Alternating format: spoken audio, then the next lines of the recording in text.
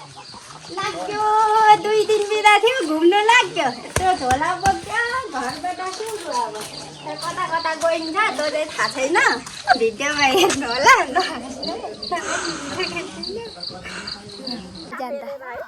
हाम्रो टोली पुरा भयो अब चाहिँ 5 जना हेलो गाइस के छ त कुदु जाऊ हेलो हेलो हेलो यति साह्रो हाम्रो टोली 5 जनाको टोली पुरा भयो सुरु भएको छ सुरु भयो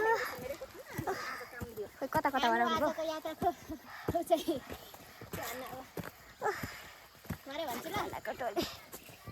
फेरि पानी सानी खाएर कालो लाग्छ फेरि अब पानी सानी खान्छौँ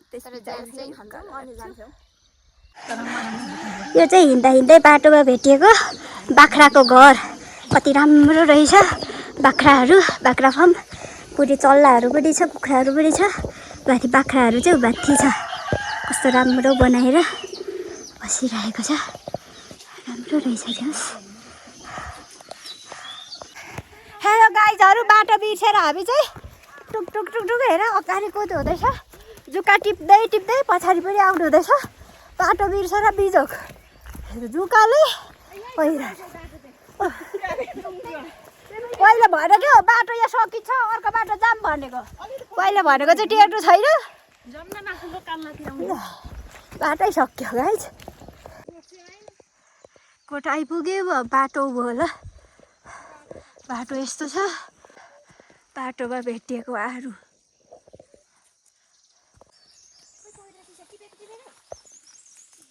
यो चाहिँ लेकको चोत्रो साह्रै मिठो हुन्छ बाटो बिर्से पनि जे भए पनि हिँड्नु चाहिँ छोड्नु भएन अनि अगाडि चाहिँ बढ्नु छोड्नु भएन सक्सेस भइन्छ हामी त्यत्रो भिरको बाटो बिर्सेर पनि बाटो भेट्यो अनि किबी पनि देख्यो किबीमा पनि आइपुग्यो बाटो भेट्यो अब चाहिँ भेट्यो ल गाइज साइड 1 घन्टा जति चाहिँ हरायो जङ्गलै जङ्गल त्यस पछाडि बाटो भेट्यो अब चाहिँ चिन्ता वाउ कस्तो दामी नालिङ्गो बाटो खतरा छ नि है यस्तो बाटो पवित्र सिस्टर बाटो राम्रो छ यात्रा राम्रो महसुस गर्नुभयो होला नि होइन बाटो कति राम्रो थियो 1 घन्टा हराइयो जङ्गलको बाटो भिरै भिर हिँड्यो बल्ल बाटो भेट्यो अब चाहिँ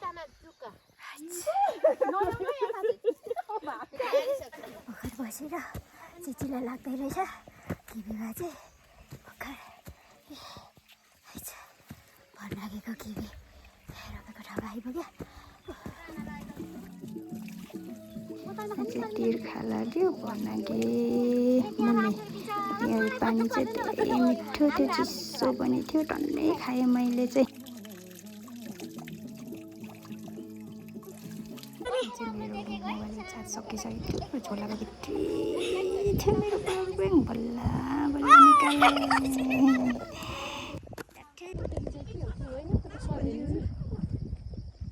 ओइराङ होला ओइराङ होइन म के हो यो त लेखरका हो यो हिले लेखरका हो ए हिले लेखरका चाहिँ पर्छ ओडा चाहिँ एकछिन बस्यो त्यस पछाडि यो घर साह्रै राम्रो लाग्यो कस्तो मजाले बनाउनु भएको रहेछ अनि छोटो भिडियो बनाएको मैले गाइज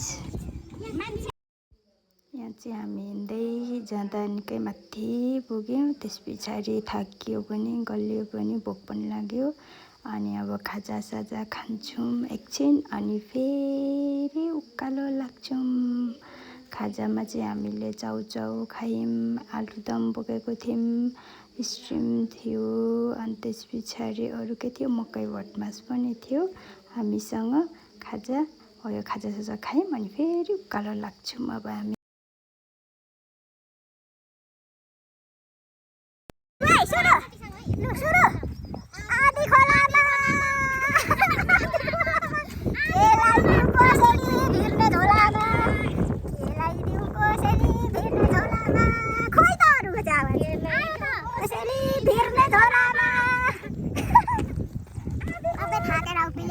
सबैजना गलेर पिलित्त भएर बसिरहेको छौँ सबै गलेर थाकेर होइन पुग्न लाग्यो माथि यहाँ चाहिँ पान्धारे बजार पुग्यो। अब पान्धारे बजार माथि टाढाबाट यहाँ पान्धारे बजार एकछिन घुम्छौँ अनि फेरि हामी लाग्छौँ। हावा चाहिँ खत्रै चल्ने हो। पान्धारे बजारबाट देखिने भ्यूहरू हो। बेलुकाको चाहिँ हाम्रो विशेष हो लोकल भालेको वाचिपा वाचिपा वाचिपा। अप्ठ्यारो त हुँदैन। यो चाहिँ दोस्रो दिनको बिहान हो। आज चाहिँ घाम पनि लागिरहेछ अनि मजाले उफ्रिनु चाहिँ उब्रेको छैन। हावा पनि अलिअलि चलिरहेछ। चाहिँ हाम्रो बसेको होमस्टेदेखि माथि उतापट्टि चाहिँ पान्धारे देखिरहेछ। च्याङ्ग्रा हो गुम्बा त्यसपछि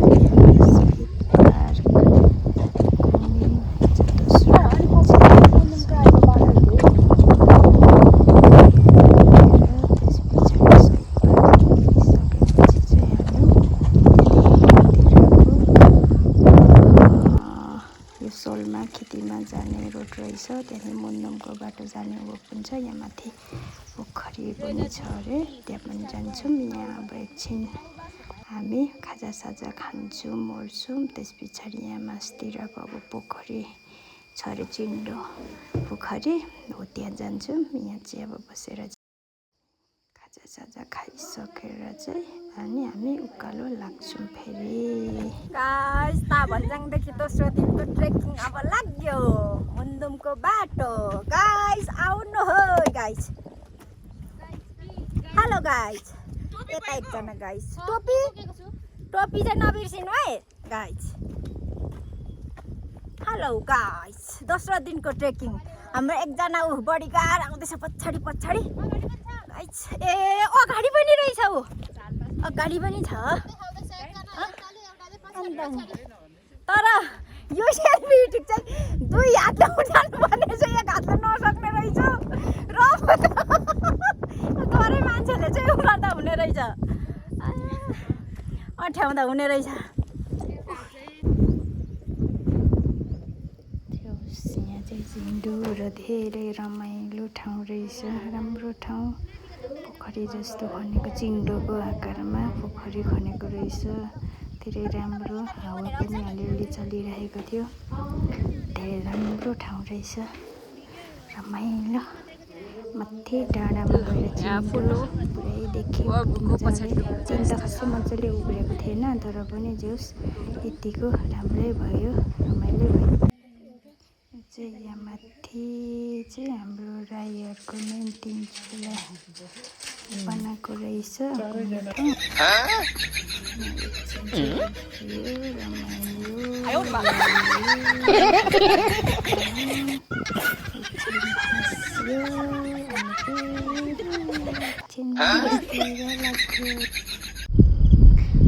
चाहिँ मैले आफै बनाएको फुल, त्यस पछाडि मैले आफै टी सर्ट हो। त्यस पछाडि कतिपयले म बुन्छु, त्यसपछि आफै लगाएर पनि देखाउनु न सिस्टर भनेर भन्नुभएको थियो। त्यस पछाडि मैले चाहिँ यो आफै लगाएर दिइरहेको छु। अनि साइडमा सानो झोला पनि मैले आफै बुनेको धागोले। तपाईँलाई भिडियो कस्तो लाग्यो कमेन्ट गरिदिनु होला।